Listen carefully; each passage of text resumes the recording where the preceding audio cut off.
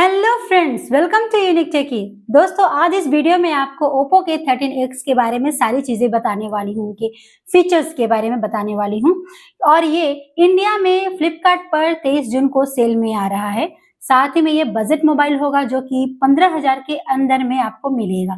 फिलहाल इसका जो एग्जैक्ट प्राइस है उसके बारे में कोई इन्फॉर्मेशन नहीं प्रोवाइड की गई है, इसीलिए 15,000 के मोबाइल में ही मैं आपके लिए अभी लॉन्च हुए Vivo T4X के साथ में इसकी तुलना की है। दोनों में से कौन सा सबसे ज्यादा और अच्छा परफॉर्मेंस दे रहा है, इस बात की जानकारी मैं इस वीडियो में आप तक दूंगी। और अगर आप स्मार्टफोन यानी कि फोन खरीदने की कोशिश कर रहे हैं, सोच रहे हैं, तो ये वीडियो आप अंत तक जरूर देखें ताकि आपको डिसीजन लेने में सुविधा हो। बिना देरी के वीडियो की शुरुआत करते हैं। तो इनके फीचर्स की शुरुआत में इनके प्रोसेसर के साथ में करती हूँ। जो ओप्पो के 13X में आपको मीडियाटेक डायमेंसिटी 6300 का प्रोसेसर मिलता है। ये एक ऑक्टा कोर प्रोसेसर है और 6nm प्रोसेस टेक्नोलॉजी को फॉलो करता है। 2.4 गीगाहर्ट्ज का स्पीड प्रोवाइड करता है। वहीं पर इसका जो एंटिटी स्कोर है वो 4,50,000 का स्कोर मिला है। जब बात कर लेते हैं Vivo T4X की, तो यहाँ पर आपका मीडियाटेक डायमेंसिटी 7200 का प्रोसेसर है। ये 4nm का प्रोसेस टेक्नोलॉजी फॉलो करता है और 2.5 गीगाहर्ट्ज का स्पीड प्रोवाइड करता है। तो प्रोसेस के अनुसार देखा जाए तो Vivo T4X में जो है यहाँ पे एंटिटी स्कोर जो है वो आपका 7,28,000। प्रोसेसर में देखा जाए तो आपका Vivo T4X जो है अच्छा परफॉर्मेंस दे रहा है क्योंकि इसका एंटिटी स्कोर भी ज्यादा है। तो Vivo T4X जो है अच्छा प्रोसेसर के साथ में आया है। अब बात कर लेते हैं इसके ओएस के बारे में। तो ओप्पो के 13X जो है ये कलर OS 15 पे आ रहा है और ये एंड्रॉइड 15 पे रन होगा। वहीं पर Vivo T4X जो है वो फन टच OS 15 पे आ रहा है और ये भी एंड्रॉइड 15 से लहित रहेगा, यानी कि वहां पर रन होगा। तो यहाँ पर देखा जाए तो दोनों ही अलग अलग एक OS के लेके आ रहे हैं और दोनों ही OS जो है अच्छे खासे OS है। अब बात कर लेते हैं इनके कैमरा की। दोनों ही डुअल कैमरा सेटअप के साथ में आया है और वो भी 50 मेगापिक्सल का प्राइमरी कैमरा, 2 मेगापिक्सल का सेकेंडरी कैमरा और 8 मेगापिक्सल का फ्रंट कैमरा।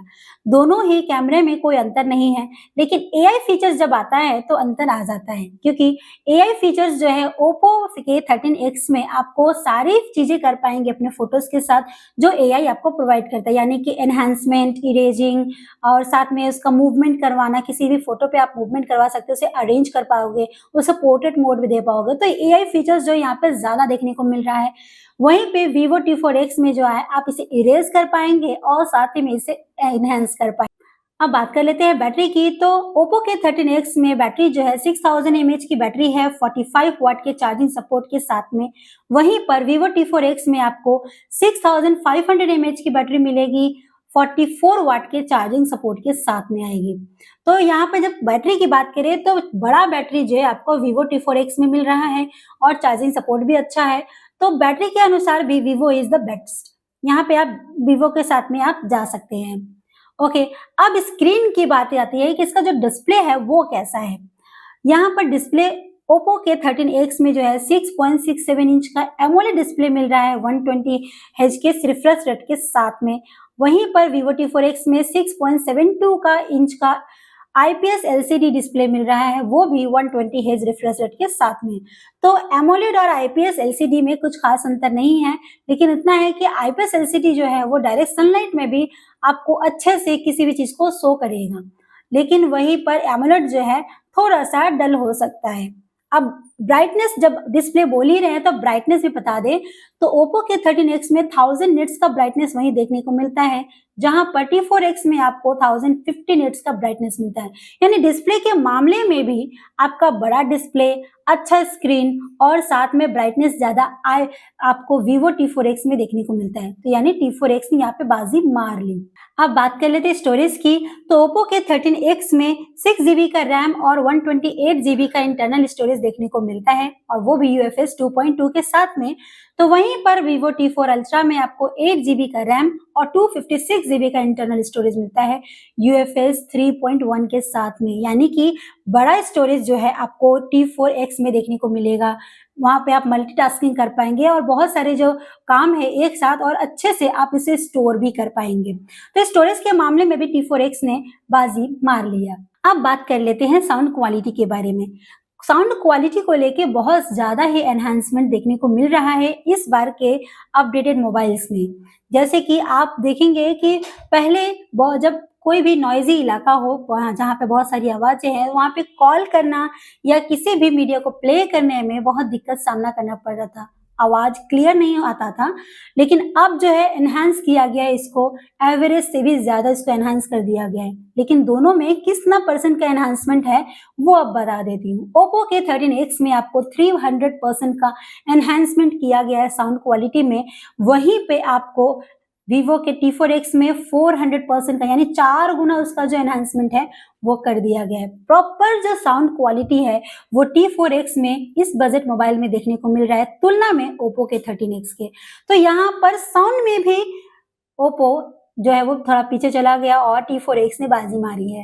अब इनके बनावट के बारे में जान लेते हैं कि किन प्रोडक्ट से, किन मटेरियल से ये बने हुए हैं। तो ओप्पो के 13X जो है वो damage proof 360 degree armour body से तैयार है, जो कि एलॉय स्केलेटन वो भी एरोस्पेस ग्रेड क्वालिटी के साथ में तैयार हुआ है। वहीं पर T4X जो है वो आपका plastic body, plastic back, plastic side और सामने का जो है वो ग्लास जो है यूज किया गया है। लेकिन यहाँ पे अगर आप इसे रफली यूज करते हो तो यहाँ पे स्क्रैचेस पड़ सकते हैं।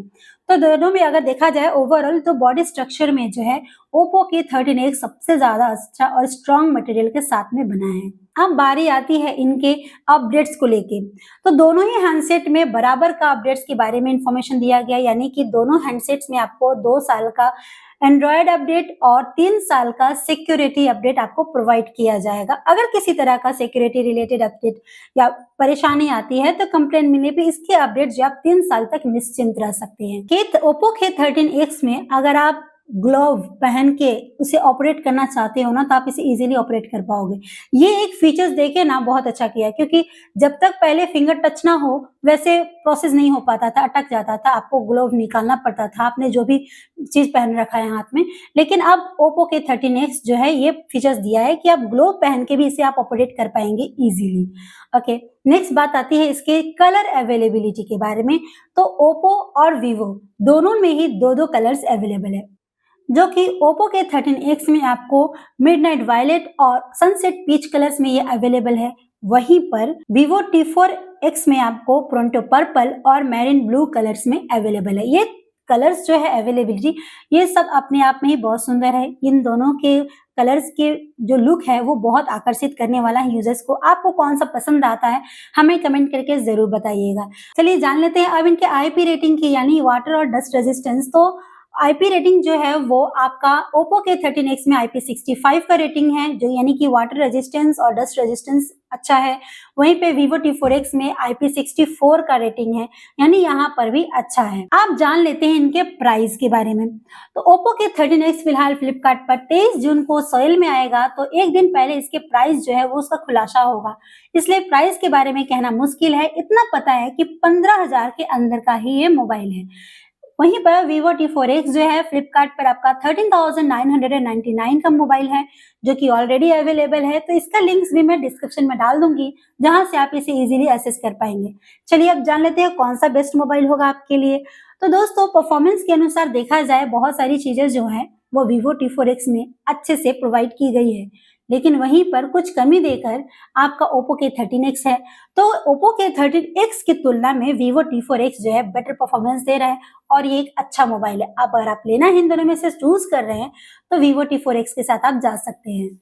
वीडियो कैसा लगा दोस्तों हमें कमेंट करके जरूर बताइएगा। इसे लाइक कीजिएगा, चैनल पर पहली बार आए हैं तो इसे सब्सक्राइब कीजिएगा, बेल आइकन को हिट कीजिएगा, साथ ही में अपने दोस्तों परिजनों के साथ में इसे शेयर भी कीजिएगा। मिलते हैं आपसे अगले वीडियो में, तब तक के लिए बाय बाय।